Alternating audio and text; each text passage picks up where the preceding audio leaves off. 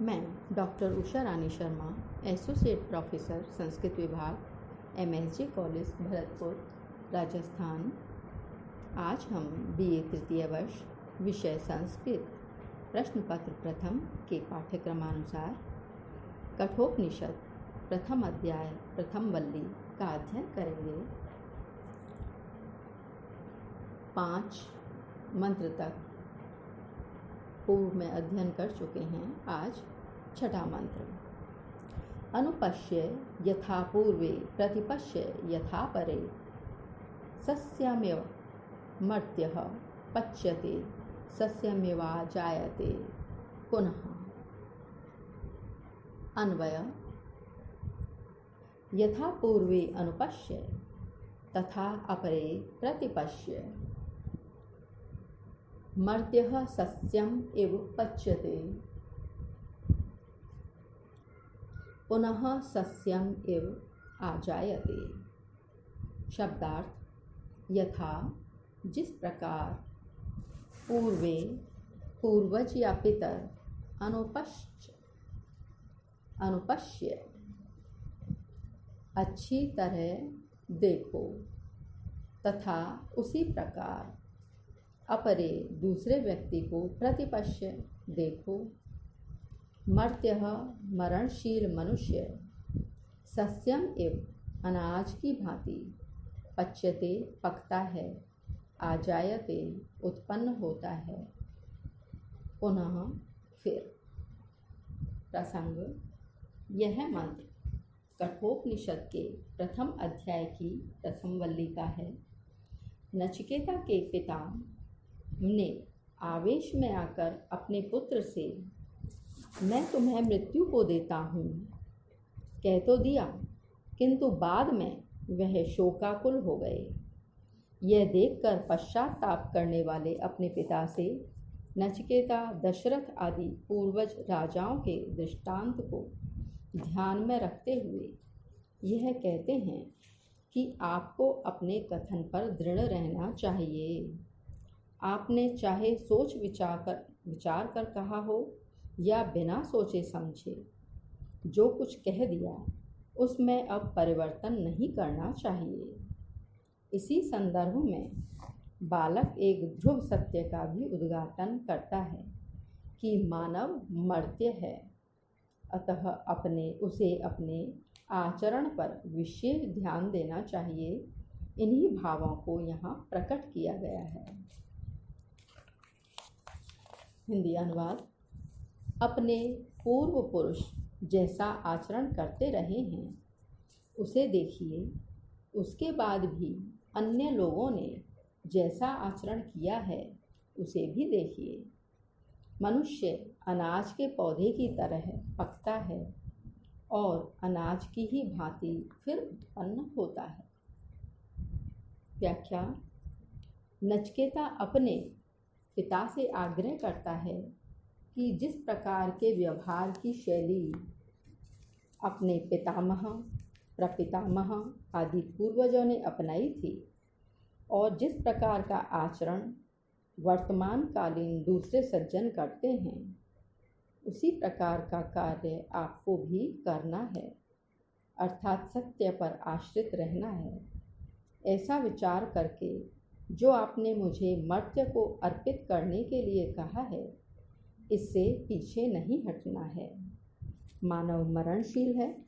जिस प्रकार धान की खेती पकती है, जीर्ण होकर पृथ्वी पर गिरती है तथा पुनः नई फसल के रूप में उत्पन्न होती है, उसी प्रकार प्राणी भी इस संसार में पैदा होते हैं, मृत्यु को प्राप्त करते हैं तथा पुनः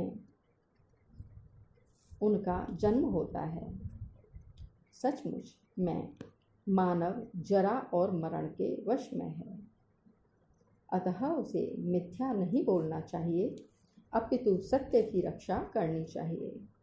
ऐसा न करने पर उसे पाप लगता है, अतः आप मुझे मृत्यु या यम को देकर अपने वचन का पालन कीजिए। जन्म और मृत्यु का तो एक क्रम है जो बिना ब्रह्म ज्ञान के तोड़ा नहीं जा सकता। अतः इस अवश्यम भावी घटना के भय से सत्य से हटना हितकर नहीं है। टिप्पणी। इस मंत्र में सत्य के पकने तथा पुनः उत्पन्न होने का उदाहरण बड़ा मार्मिक है। इस ध्रुव सत्य को अंगीकार कर लेने पर प्राणी अनेक बुरे कर्मों से बच जाता है। फिर तो उसकी समझ में यह स्वाभाविक रूप से आ जाता है कि मैं इस क्षणभंगुर जीवन के लिए क्यों पाप कर्म करूं। इस वास्तविकता को समझ लेने के बाद तो मृत्यु का भी भय नहीं रहता। इस जगत में प्राणी मृत्यु से ही सर्वाधिक भयभीत होता है, किंतु वास्तविकता यह नहीं है। मृत्यु तो जीवन का ही दूसरा नाम है। यदि मृत्यु न हो तो सृष्टि की उत्पत्ति ही बंद हो जाए। यह परिवर्तन तो सतत गति से होना ही चाहिए। अवांतरकालीन संस्कृत साहित्यकारों ने इस विचार को अपनी अपनी कृतियों में सूक्ति के रूप में मुखरित किया है। भगवत गीता के 2 अध्याय में आता है, जातस्य ही ध्रुवो मृत्यु ध्रुवम जन्म मृतस्य च। भास ने अपने स्वप्न वासवदत्तम नाटक में लिखा है, कह कम शक्तो रक्षितुम मृत्यु काले रज्जुच्छेदे के घटम धारयन्ति एवं लोकस्तुत्य धर्मो वनानाम काले काले छिद्यते रुह्यते च। 7वां श्लोक।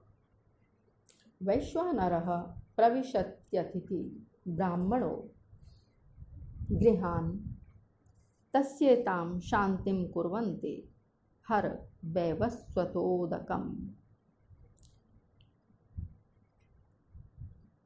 अन्वयः। वैश्वानरः ब्राह्मणः अतिथिः गृहान् प्रविशति तस्य एतां शान्तिं कुर्वन्ति वैवस्वत उदकम हर। शब्दार्थ। वैश्वानरः अग्नि, प्रविशति प्रवेश करती है, अतिथि अभ्यागत, नास्ति तिथि यस्य सह अतिथि। इस विग्रह के अनुसार बिना पूर्व सूचना के आने वाला मेहमान अतिथि कहलाता है। ब्राह्मणः ब्राह्मण जाति का, गृहान घरों में, तस्य उस अतिथि रूपधारी अग्नि की, एताम यह शांतिम शांति करने की विधि, कुर्वन्ति करते हैं, हर ले जाओ, वैवस्वत हे विवस्वान के पुत्र यम, उदकम जल को। प्रसंग। उपर्युक्त मंत्र कठोपनिषद के प्रथम अध्याय की प्रथम वल्ली का है, जो यजुर्वेद की तैत्तिरीय शाखा से संबंधित है। अपने पिता के वचनों का पालन करते हुए नचिकेता यमलोक चला जाता है और वहाँ 3 दिन तक बिना अन्न जल ग्रहण किए निवास करता है, क्योंकि यम कहीं बाहर गए हुए थे। उनके वापस लौटने पर यम से उनका कोई मंत्री अथवा उनकी पत्नी इसके बारे में कहती है कि, हिंदी अनुवाद, अग्निदेव ही ब्राह्मण अतिथि के रूप में घरों में प्रवेश करते हैं, उसकी इस प्रकार से शांति करते हैं। हे यम, पाद्य आदि के लिए जल ले आओ।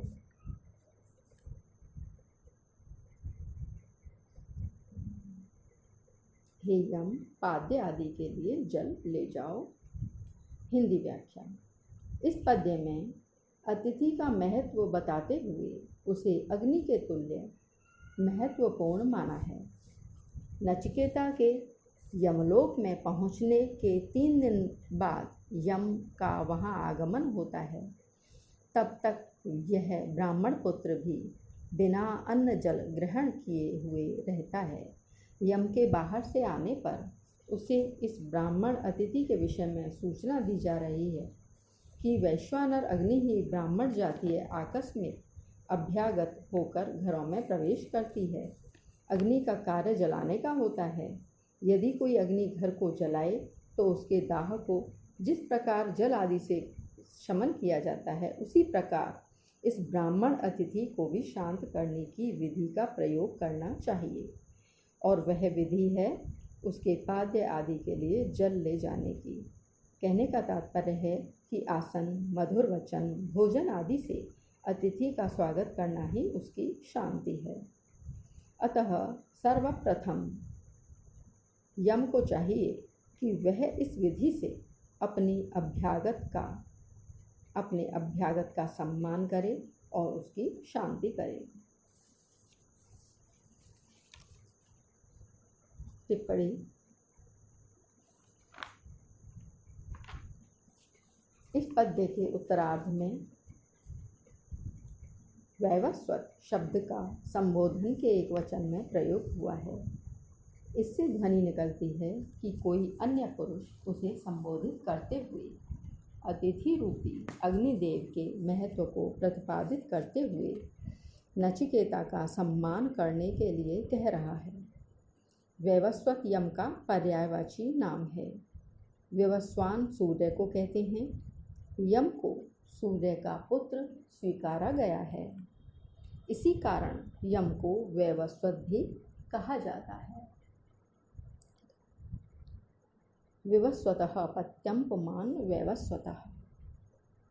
अतिथि अभ्यागत को कहते हैं जो बिना किसी तिथि या समय के उपस्थित हो जाए। प्राचीन भारतीय संस्कृति में अतिथि का बड़ा सम्मान किया जाता था। अतिथि देवो भव अर्थात अतिथि को देवता के समान समझो, यह हमारा बहुत पुराना आदर्श था। इस संदर्भ में विदेशियों ने भी कई आश्चर्यजनक संस्मरण लिखे हैं जिनमें भारतीयों का आतिथ्य सत्कार मुखरित होता है।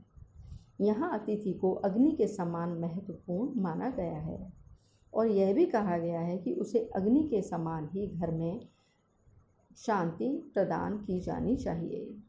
स्वयं यम को कहा गया है कि वह अतिथि के समीप उदक ले जाए।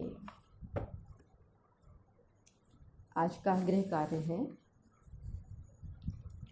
कठोपनिषद के 6ठे और 7वें मंत्र की सप्रसंग व्याख्या कीजिए। आगे भी यही क्रम आगे जारी रहेगा।